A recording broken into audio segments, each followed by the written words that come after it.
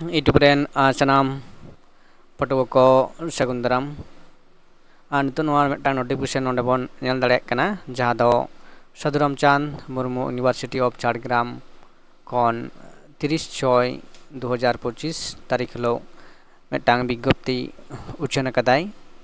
Notification रे check कना the memo number और नोटिफिकेशन चेक कना लेदाई walk in interview for engagement of resource person at sadhuramchand Murmu University of Jhargram. Sadhuramchand Murmu University of Jhargram will conduct in interview for the engagement of resource person for teaching and temporary and need based basis. The interview will be held as per the schedule give below मेन्दोलदा जहाँ ओंडे विज्ञप्ति उच्चन कदा जहाँ दो जे interview हुआ और engagement resource person लेकाते जहाँ दो teaching non temporary temporary एवं नीट विशेष बेस्ट ते जहाँ दो नियोगवा को एवं ओका को सताम चेतान रे नोंडे सतगुलो सब्जेक्ट मेना कदा नेम ऑफ द डिपार्टमेंट एवं ना डेट ऑफ द इंटरव्यू जेना 8 तारीख 8/7/11 खुना और 15/7/2025 15 तारीख खुना 11टा रे और 16/7/11टा तो नोडे कतगुलो सब्जेक्ट मेना कदा डिपार्टमेंट मेना English department geography department library and information science और मैथमेटिक्स नोआ कदो हुयुक कना 1 खुना 4 पर्यंत दो हुयुक कना 8/7/2025 तारीख रे मेना कदा इन पर जहाँ को मेना कदा जे history history in Santali medium Ol Chiki script philosophy in Santali medium Ol Chiki script political science in Santali medium Ol Chiki script और diploma in Santali dance and music नवा को 15/7/2025 तारीख 11 खुना ओना रिपोर्टिंग टाइम कना है जहाँ को इंटरव्यू एम को चला 11 मुद्रे ओना रिपोर्टिंग एम हुआ है से जे इंटरव्यू हताव लगी ते जहाँ रिपोर्टिंग टाइम जे नुनो गान प्रार्थी से कैंडिडेट को सेटर कना बो नुको नुको वा इंटरव्यू हता और तथा बेंगली तापर journalism and music communication nutrition and public health और PG diploma in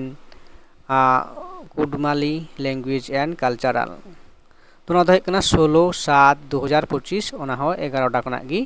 reporting time मेना कदा तो नोडे मिटांग नेलो कना जहाँ दो अबोवा सांताली पार्सी इदी कते जहाँ कथा मेन्दो 6 माने 5 खुना जहाँ दो 8 धरी मेना कदा हेसे मेन्दो नोवा जे इति 5 खुना 8 धरी जहाँ दो मेना नोवा दो सांताली मीडियम लगिते जहाँ दो होयुक कना जहाँ दो अबो बन नेल कदा बांकुड़ा यूनिवर्सिटी अंडर जहाँ लेकाते ग्रेजुएशन सांताली मीडियम रेन पटुआ को पढ़ा कना ठीक उनकागी से ओना धारा तेगी झारग्राम जहाँ दो sadhuramchand मुर्मू यूनिवर्सिटी चिका ओंडे हो नवा सांताली मीडियम रेन पटुआ को लगित तेगी ग्रेजुएशन हो सांताली मीडियम तेको कोराव दाड़ेया ओंडे पढ़ाव रेना व्यवस्था से चालू कना और ओना लेकाते जहाँ उनकान माने कैंडिडेट मेना गत कोआ उनको ओंडे को बहाल दाड़ेया है से नीट विशेष ते जहाँ दो इंटरव्यू माध्यम ते उनको माचल लेकाते को बहाल कोआ ऐसे उन सब्जेक्ट लेकाते मेना कदा history in Santali medium Ol Chiki script philosophy in Santali medium Ol Chiki script और political science in Santali medium Ol Chiki ऐसे तो मा इनकान उनका नवा खबर जहाँ को उनकान कैंडिडेट मेना कत पेया आपे ओंडे नवा इंटरव्यू एम पे चलाव दाड़ेया अब ओना लगिते जहाँ रिक्वायरमेंट क्वालिफिकेशन को मेना कदा यूजीसी नॉर्म्स रे तो नोडे लेकाते चे लेदाय minimum 50% mark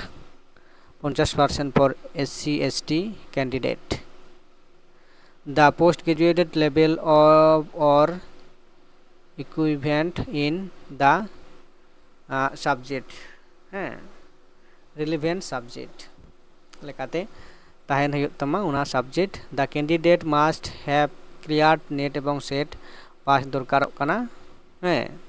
Candidate without net set must held and PhD as per existing UGC guideline of the relevant subjects. तो नवा को जहाँ क्राइटेरिया को दोहो कदा ओना लेकाते क्राइटेरिया ओना को फिलअप हुयुगा आर ओना को नेल काते ओनारे दापे हामेट दाड़ेया. मानकान नवा वीडियो नोंडे गे मुचादोग कना आर